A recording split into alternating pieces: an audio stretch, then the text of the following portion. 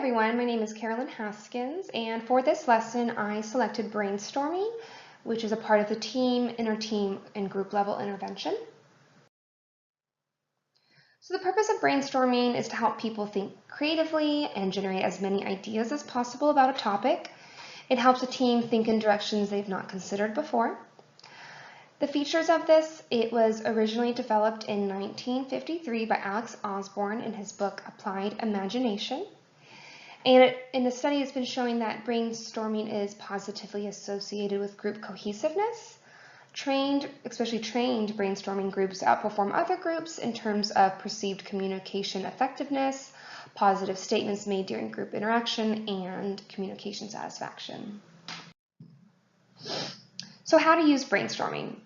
So this was taken from the McLean textbook, and so there's 7 rules that need to be understood. So the first one is just to make sure that everyone is participating in generating ideas. Spontaneous, free-willing responses are encouraged and being creative. It's good to build on others' ideas, and then quantity, not quality, is desired. No critiquing or discussion of ideas is allowed until all the ideas are listed.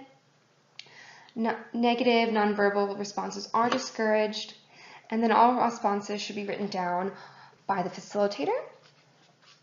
So, how to conduct. So, of course, we have to start by figuring out the problem or an issue, and if wanted, the problem or issue can be sent out to the brainstorming group, which I think would be very beneficial so they can already start thinking about it individually. Number 2, ensure that rules are visible and understood. The facilitator should have the rules written out and posted somewhere where they can be seen by everyone. And then the facilitator really should encourage members to spontaneously call out ideas and just keep the information going.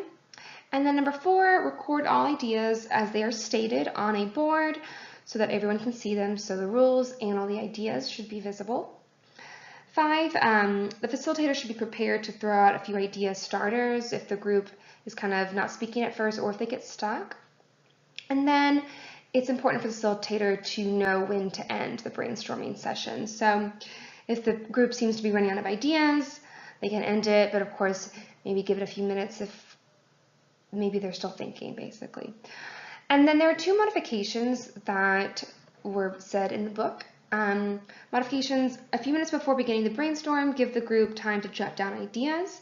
Some people think better in silence than when the group is responding. I think this is a really good modification, allowing everybody to have a piece of paper and a pen to write down ideas beforehand, and even during, just in case someone else is talking, they have a chance to keep that idea in mind.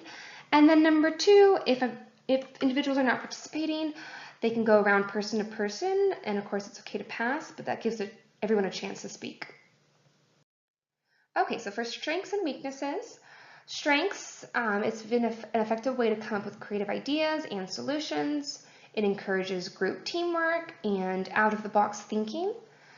And early responses are generally the best. So again, knowing when to stop the brainstorming session after a certain point, if they're just starting to repeat themselves, it's not really useful anymore. And then weaknesses, it needs to be done correctly for it to be successful, and the rules need to be followed. Another weakness is members may forget ideas when others are talking, but like I said, I think it would be very beneficial for everyone to have a piece of paper so they don't forget ideas. There's also a fear of being ridiculed or made fun of by their responses, so some people might choose not to speak up. And then early ideas can influence the rest of the conversation. So if someone says something initially, maybe it kind of steers the ideas in that direction, so they have to be mindful of that. Okay, so for an application of brainstorming, I found a study that was using brainstorming as a learning tool for postgraduate students. Because generally in group discussions, like discussion sessions, many students hesitate to participate, so this kind of allows a little more discussion. And there were 10 students and 4 sessions. So these sessions were in a non-threatening, positive environment just to make everyone be comfortable.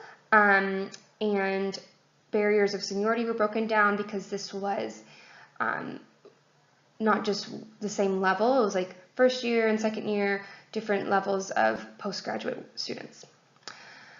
So in order to analyze if this was working well, pre-test and post-test scores were done to evaluate the gain of knowledge following a brainstorming session, and before and after showed that there was a statistically significant improvement in scores.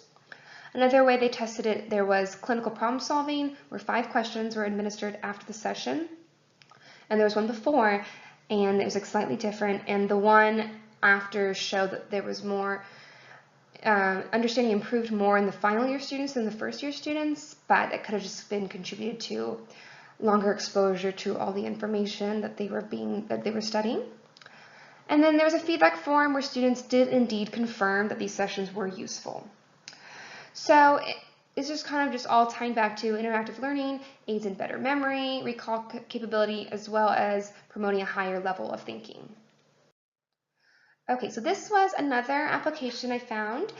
It was the 635 as a visual brainstorming method used for rapid idea generation in groups within a short time. So it was 6 because it was 6 people participating. 3 is the number of sketches per round, and 5 minutes per round. So this is more useful when trying to, with those with design backgrounds, so if they're trying to come up with architecture projects or something like that, or even maybe for fashion or something, this is useful for that. So basically each person starts with a paper like this, and then they pass it around. So by the end of 30 minutes, 108 sketches, ideas are potentially available.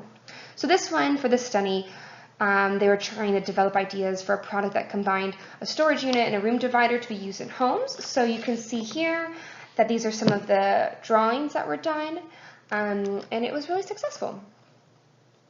All right, thanks so much for my references, and I look forward to any feedback you can give. Thanks.